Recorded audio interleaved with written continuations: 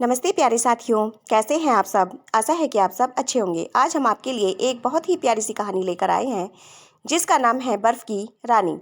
एक जादूगर था, वह बहुत दुष्ट था, बिल्कुल राक्षसी समझो। दूसरों को तंग करने में उसे बड़ा मजा आता था। उसने एक ऐसा जादुई आईना तैयार किया जिसमें हर अच्छी और सुंदर चीज भद्दी और बदसूरत दिखाई देती थी। आमतौर से तो उसमें अच्छी चीजें दिखाई ही नहीं देती थी, खराब और बदसूरत चीजें उसमें खूब अच्छी मालूम पड़ती थी। इस जादुई आईने में अगर कोई सुंदर आदमी देखता तो उसकी शक्ल बिल्कुल बिगड़ जाती थी। कभी सिर गायब तो कभी पेट गायब, हाथ पैर इस तरह मुड़े हुए और टूटे हुए से लगते थे कि कोई उसको पहचान नहीं सकता था। जादूगर यह देखकर दुष्टता पूर्वक हंसता था और मन ही मन बड़ा खुश होता था। जादूगर ने अपने बहुत से चेले पाल रखे थे, वे भी एक से एक बढ़कर दुष्ट थे। वे उस जादुई आईने को लेकर घूमते थे और लोगों को उनकी बदली हुई शक्लें दिखाकर चिढ़ाया करते थे। एक बार उसके शिष्य को एक नई चाल सूझी। उन्होंने सोचा कि देवतागण और स्वर्ग की अप्सराएं वगैरह अपने को बहुत सुंदर मानती हैं, चलो उन्हें भी उनकी असली शक्ल इस आईने में दिखाई जाए। यह सोचकर वे जादू के बल से आईना उठाकर आसमान में उड़ने लगे। वे उड़ते चले गए, यहाँ तक कि इतनी ऊंचाई पर जा पहुंचे कि उनके हाथ से वह जादुई आईना छूट गया और जमीन पर जा गिरा। गिरते ही उसके इतने छोटे छोटे टुकड़े हो गए कि वे हवा में उड़ने लगे। संसार के लिए यह और भी बुरी बात हुई। इस शैतान आईने के जर्रे कुछ लोगों की आंखों में पड़े और वे हर अच्छी चीज को बुरी समझने लगे। उस शैतान आईने के टुकड़े कुछ लोगों के दिल में भी जा बैठे। यह और भी बुरा हुआ, लोगों के दिलों से दया, ममता, प्रेम, स्नेह सब कुछ उड़ गया और वे पत्थर दिल हो गए, बिल्कुल बर्फ जैसे ठंडे और कड़े। उस शीशे के कुछ बड़े टुकड़े इकट्ठा करके लोगों ने उनके चश्मे बना लिए और उन्हें अपनी आंखों पर लगाकर वे अपने पड़ोसियों और मिलने जुलने वालों सबको बुरा समझने लगे। जादूगर यह देखकर खूब प्रसन्न हुआ और खिलखिलाकर हंसता रहा। अब भी उस शैतान आईने के टुकड़े हवा में तैर रहे हैं। इनका क्या असर होता है इसे हम आगे की कहानी में पढ़ेंगे।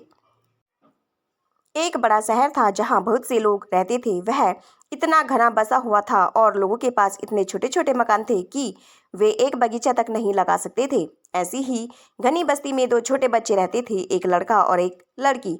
दोनों भाई बहन नहीं थे, लेकिन दोनों में भाई बहन जैसा ही प्यार था। उनके घर इतने पास पास थे कि वे अपने घर की खिड़की पार करके दूसरे की खिड़की में जा सकते थे। खिड़की के पास लकड़ी के बड़े बड़े डिब्बों में उनके घर के लोगों ने कुछ पौधे लगा रखे थे जिनमें गुलाब भी थे।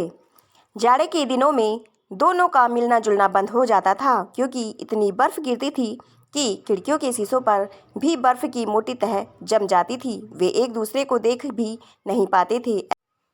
ऐसे मौके पर वे किसी सिक्के को अंगीठी पर खूब गर्म करते थे और फिर उसे खिड़की के शीशे पर चिपका देते थे, जिससे गर्मी पाकर उतनी जगह की बर्फ गल जाती थी और एक छोटा सा छेद बन जाता था। उसी छेद से दोनों एक दूसरे को देखते थे। लड़के का नाम था किट्टी और लड़की का नाम था गैरडा।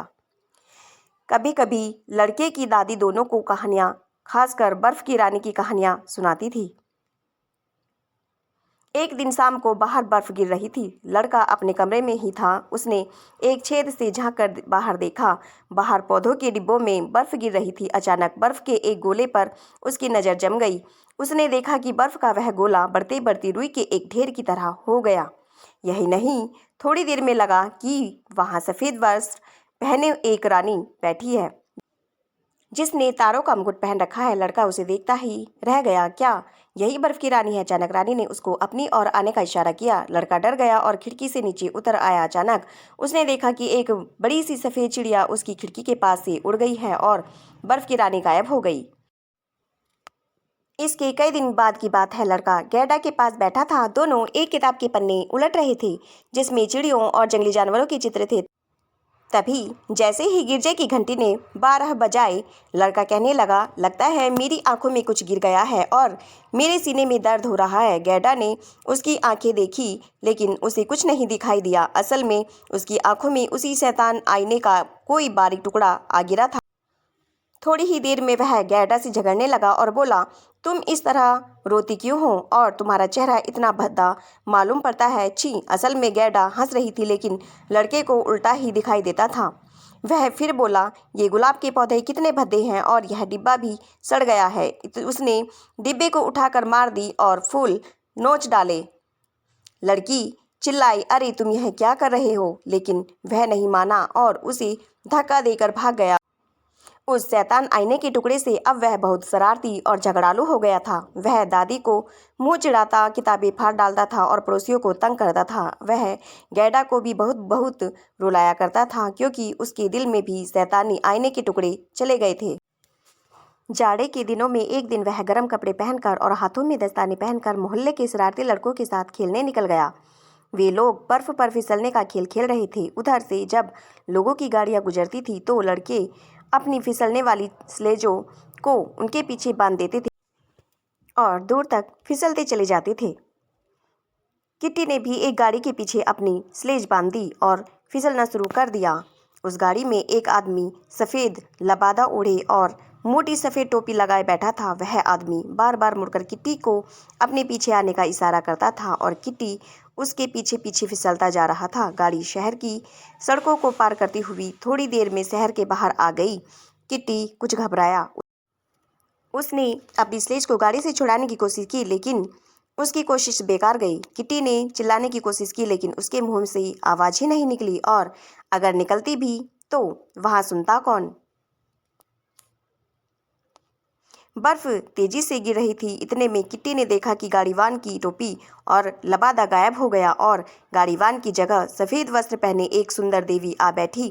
किट्टी ने फौरन पहचान लिया, यह बर्फ की रानी थी। बर्फ की रानी ने किट्टी को अपनी गाड़ी में बिठा लिया और उसे अपनी सफ़ेद चादर से ढककर बोली, तुम्हें बहुत जाड़ा लग रहा है ना?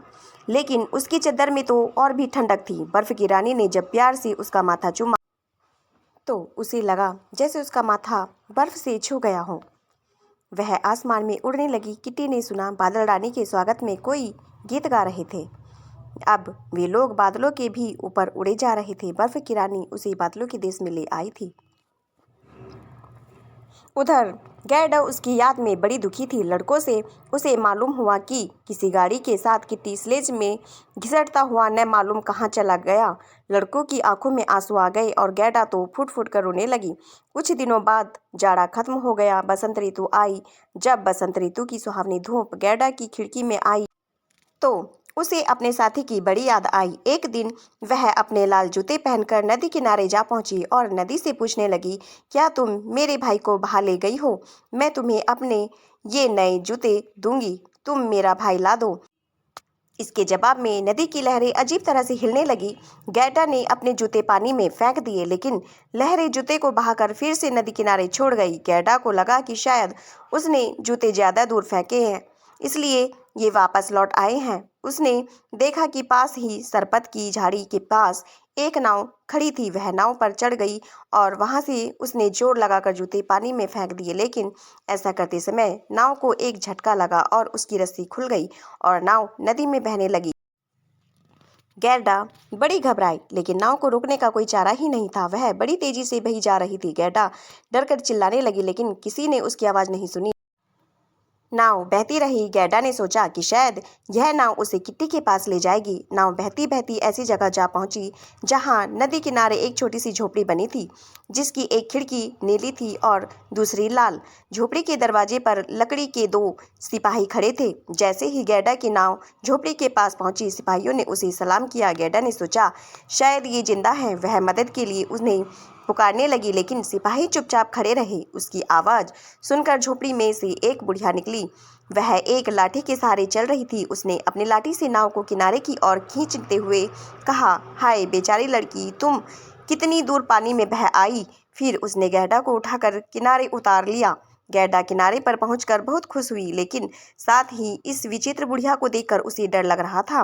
बुढ़िया के पूछने पर गैडा ने सारा किस्सा कह सुनाया और फिर पूछा, क्या तुमने मेरे भाई किट्टी को देखा है? बुढ़िया बोली, नहीं, मैंने उसे नहीं देखा, लेकिन अगर वह नदी में बह रहा है तो जरूर यहाँ आ पहुँचेगा। तुम घबराओ मत, तब तक तुम यहीं रहो और आराम से यहाँ के फूल सूंघो।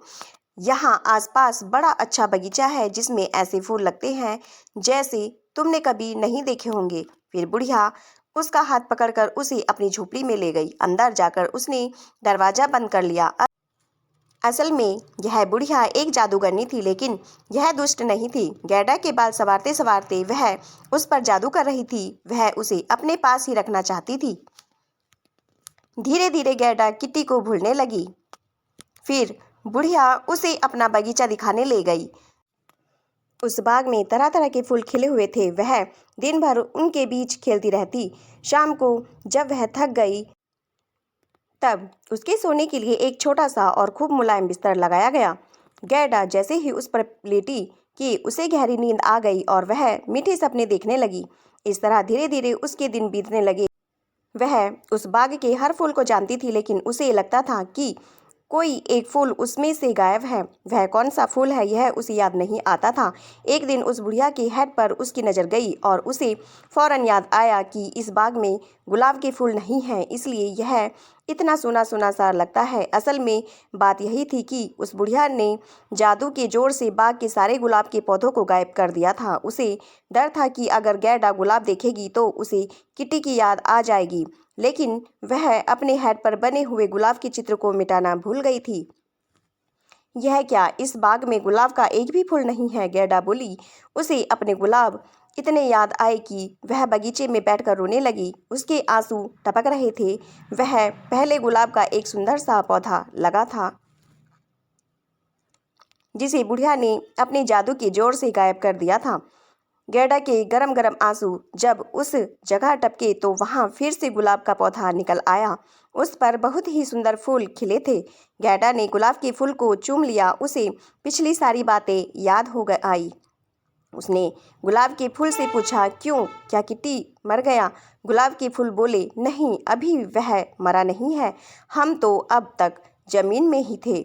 जहाँ मरे हुए लोग रहते हैं वहाँ हमें किट्टी नहीं मिला। लेकिन जब गैडा ने उनसे किट्टी का पता पूछा तो उनमें से कोई उसका पता नहीं बता सका। प्यारे साथियों, इस कहानी का शेष भाग आप भाग 2 में देखें। धन्यवाद।